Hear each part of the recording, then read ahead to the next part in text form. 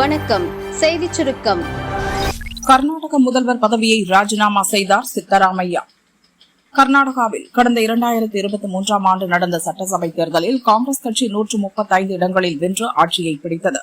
முதல்வராக பொறுப்பேற்பதில் சித்தராமையா, DK சிவகுமார் இடையே கடும் போட்டி எழுந்தது. இறுதியில் சித்தராமையா முதல்வராக பொறுப்பேற்றார். DK சிவகுமார் துணை முதல்வர் ஆனார். இதற்கிடையே சித்தராமையா, சிவகுமார் இடையே தலா 2.5 ஆண்டுகள் முதல்வர் பதவி என கட்சி மேலிடம் ஒப்பந்தம் போட்டிருப்பதாகவும் தகவல் வெளியானது. இந்நிலையில் சித்தராமையா, சிவகுமார் ஆகியோர் மேலிடம் அழைப்பின் பேரில் டெல்லி சென்றனர். அவர்களிடம் 7 மணி நேரம் ராகுல் உள்ளிட்ட மேலிட தலைவர்கள் தொடர்ந்து ஆலோசனை நடத்தினர். இதில் சமாதானமான சித்தராமையா முதல்வர் பதவியை விட்டுக் கொடுக்க முன்வந்தார். இதைத் தொடர்ந்து இரு தலைவர்களும் டெல்லியிலிருந்து பெங்களூரு திரும்பினர். இன்று மாலை சித்தராமையா கவர்னர் மாளிகை சென்றார். கவர்னர் தாவர்சந்த் கெலாட் சொந்த மாநிலத்துக்கு சென்று விட்டதால் அவரின் சிறப்பு செயலர் பிரபுசங்கரிடம் தனது ராஜினாமா கடிதத்தை வழங்கினார். தொடர்ந்து செய்தியாளர்களை சந்தித்த சித்தராமையா முதல்வர் பதவியிலிருந்து விலக மேலிடம் நெருக்கடி கொடுக்கவில்லை, சொந்த விருப்பத்தின் பேரில் தான் பதவி விலகினேன் என கூறினார். சித்தராமையா பதவி விலகலை தொடர்ந்து DK சிவகுமார் புதிய முதல்வராக பொறுப்பேற்பார் என கூறப்படுகிறது. இதற்கிடையே மேலிட அழைப்பை தொடர்ந்து DK சிவகுமார் டெல்லிக்கு புறப்பட்டார். சிங்கப்பெண் சிறப்பு அதிரடிப்படை நாளை துவக்கி வைக்கிறார் விஜய். தமிழக முதல்வராக பொறுப்பேற்றவுடன் பெண்கள் பாதுகாப்புக்காக சிங்கப்பெண் சிறப்பு அதிரடிப்படை அமைக்கப்படும் என விஜய் அறிவித்தார். அதைத் தொடர்ந்து சிங்கப்பெண் அதிரடிப்படையின் IGயாக பவானீஸ்வரி நியமிக்கப்பட்டார். இந்த படைக்கு ஒரு SP, 2 DSP மற்றும் 4 இன்ஸ்பெக்டர்கள் உட்பட 30க்கும் மேற்பட்ட போலீசார் விரைவில் நியமிக்கப்பட உள்ளனர். இந்த படையில் உள்ள போலீசாருக்கு சிறப்பு சீருடையும் அறிமுகப்படுத்தப்பட்டுள்ளது.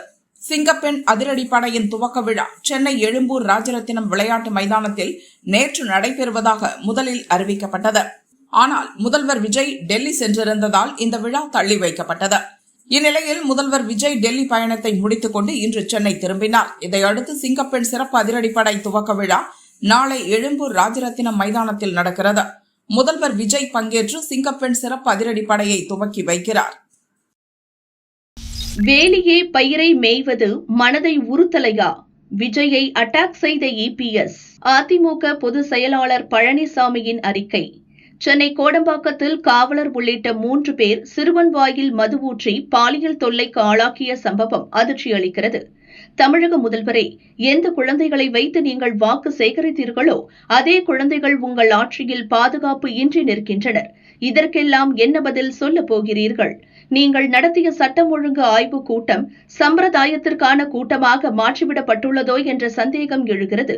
வேலியே பயிரை மேயும் கொடூரம் நடப்பது உங்கள் மனதை உறுத்தவில்லையா? சிறுவனின் கொடுந்துயருக்கு காரணமான காமுகர்கள் மீது சட்ட நடவடிக்கை எடுக்க வேண்டும். Coat suit, photo shoot model ஆட்சியை கைவிட்டு சட்டம் ஒழுங்கை காக்க உணர்வோடு செயல்பட வேண்டும் என பழனிசாமி வலியுறுத்தியுள்ளார்.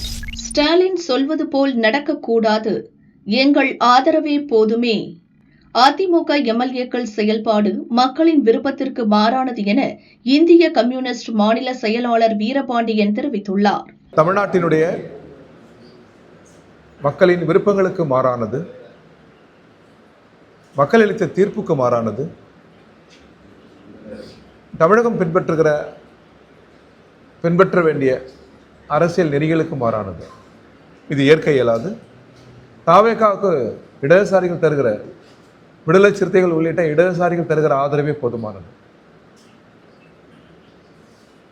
எனவே சட்ட நெறிகளுக்கு புறம்பான எந்த செயலிலும் ஈடுபட்டு ஒரு ஆதரவை கோருவது என்பது ஏற்புடையதல்ல. எங்களை பொறுத்த வரைக்கும் மக்கள் வாக்களித்திருக்கிறார்கள், இடதுசாரிகள் ஆதரவளித்திருக்கிறோம். 5 ஆண்டு இந்த ஆட்சி நீடிப்பது நல்லது. ஆனால் அந்த ஆட்சி நல்லாட்சியாக இருக்க வேண்டும். மக்களின் எதிர்பார்ப்புகளை நிறைவேற்ற வேண்டும், கொடுத்த வாக்குறுதிகளை நிறைவேற்ற வேண்டும். சிலர் கணிப்பது போல் எந்த நிர்பந்தங்களையும் நாங்கள் செய்ய மாட்டோம். பலர் வெளியிலிருந்து கல்லடிப்பது, அவர்கள் குடைச்சல் தருவார்கள், அவர்கள் நம்பத்தகுந்தவர்கள் அல்ல, எப்பொழுது வேண்டுமெல்லாம் அவர்களால் கவிழ்ந்து விடும். முன்னாள் முதல்வர் அதற்காக தான் உள்ளே அனுப்பியிருக்கிறார். அவர் நினைக்கிற பொழுது கவிழ்த்து விடுவார், அவர்கள் வெளியே வந்து விடுவார்கள் என்பதெல்லாம் கணிப்பு தவறு. கம்யூனிஸ்ட் கட்சி அவ்வாறு அல்ல. 100 ஆண்டு கால வரலாற்றில் எந்த ஆட்சியும் நாங்கள் கவிழ்த்ததாக வரலாறு இல்லை. இந்த ஆட்சி 5 ஆண்டுகள் நீடிக்க வேண்டும், அது நல்லாட்சியாக இருக்க வேண்டும். அதான் மக்களுடைய விருப்பம். அந்த விருப்பத்துக்கு எப்பொழுதும் நாங்கள் ஈடேறாக இருக்க மாட்டோம். நாங்கள் ஆதரவளித்திருக்கிறோம். அதே நேரத்தில் நிகழ்ச்சி வளர்ச்சியின் மீது எங்கள் கருத்துக்களை சொல்வோம். தவறென்றால் தவறு என்போம். சுட்டிக்காட்ட வேண்டிய இடத்தில் சுட்டிக்காட்டுவோம். கண்டிக்க வேண்டிய இடத்தில் நாங்கள் கண்டிப்போம். போராடும் சூழல் ஏற்படுகிற போது நாங்கள் போராடுவோம். இடி மின்னலுடன் ஊற்றப்போகுது கனமழை. லிஸ்டின் எந்தெந்த ஊர்? தமிழகத்தில் வரும் 3ஆம் தேதி வரை மழை நீடிக்கும் என வானிலை மையம் அறிவித்துள்ளது. இன்று முதல் 4 நாட்களுக்கு இடி மின்னலுடன் கனமழை வெளுக்கும். அதன் விவரம்: ஜூன் 1 முதல் 3ஆம் தேதி வரை தமிழகத்தில் ஒரு சில இடங்களிலும், புதுவை மற்றும் காரைக்கால் பகுதிகளிலும் மிதமான மழை பெய்யக்கூடும். இன்று முதல் ஜூன் 1 வரை தமிழக கடலோர பகுதிகள், வங்கக்கடல், அரபிக்கடலில் சூறாவளி வீசும் என மீனவர்களுக்கு எச்சரிக்கை விடுக்கப்பட்டுள்ளது. அடுத்தடுத்து நடக்கும் பாலியல் வன்கொடுமை சம்பவங்கள் தமிழகத்தை உலுக்கி போட்டுள்ளது. இதன் தொடர்ச்சியாக சென்னையில் 60 வயது மூதாட்டியை 5 கொடூரன்கள் சேர்ந்து சீண்டிய சம்பவம் கடும் அதிர்ச்சியை ஏற்படுத்தியுள்ளது. சென்னை வேளச்சேரி 100 அடி சாலை பெட்ரோல் பங்க் அருகே பூங்கா இருக்கிறது. 60 வயதான மூதாட்டி ஒருவர் வழக்கம் போல் அதிகாலை 4 மணி அளவில் வாக்கிங் செல்வதற்காக அந்த பூங்காவுக்கு வந்தார். அந்த நேரத்தில் ஆள் நடமாட்டம் இல்லை. மூதாட்டி மட்டும் தனியாக சென்றார். ஏற்கனவே அங்கிருந்த 5 பேர் போதை கும்பலுக்கு சபலம் தட்டியது.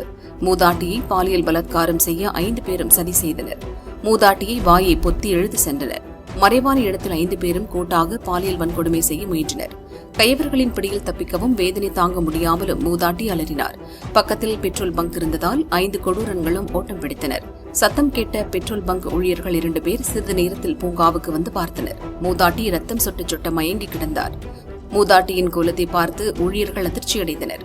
அக்கம்பக்கத்தினரின் உதவியுடன் ஆம்புலன்ஸில் மூதாட்டியை சைதாப்பேட்டை மருத்துவமனைக்கு அனுப்பி வைத்தனர். சம்பவம் தொடர்பாக வேளச்சேரி போலீசார் விசாரணையில் இறங்கினர். அந்த ஏரியாவில் பொருத்தியிருந்த சிசிடிவி காட்சிகளை துருப்புச்சீட்டாக வைத்து விசாரிக்கின்றனர். சிசிடிவி காட்சிகளை வைத்து பார்க்கும்போது கொடூரன்கள் 5 பேரும் வடமாநிலத்தைச் சேர்ந்தவர்களாக இருக்கலாம் என்ற சந்தேகம் போலீசாருக்கு வந்தது. தொடர்ந்து நடந்த தேடுதல் வேட்டையில் முதற்கட்டமாக 2 பேர் சிக்கினர். அவர்களுக்கு சம்பவத்தில் தொடர்பு இருப்பது தெரியவந்தது. ரகசிய இடத்தில் வைத்து அவர்களிடம் போலீசார் விசாரிக்கின்றனர். விசாரணையின் முடிவில்தான் கொடூர சம்பவத்தை செய்தது யார் என்பது தெரியவரும்.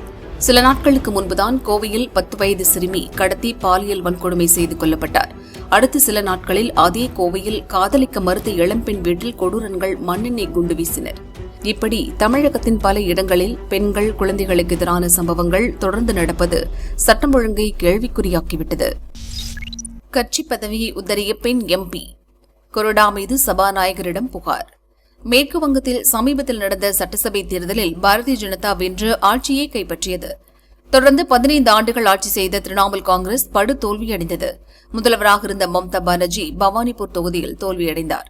தேர்தல் தோல்வியால் திரிணாமுல் காங்கிரஸில் பெரும் சர்ச்சை வெடித்துள்ளது.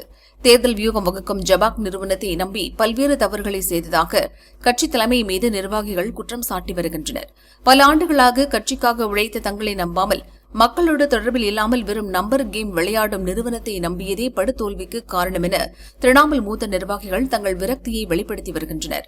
மொத்தமுள்ள 294 தொகுதிகளில் 208இல் பாரதிய ஜனதா வென்ற நிலையில் மாநிலத்தில் அசைக்க முடியாத சக்தியாக ஆளுங்கட்சியாக இருந்த திரிணாமுல் காங்கிரஸ் 80 இடங்களில் மட்டுமே வெற்றி பெற்றுள்ளது.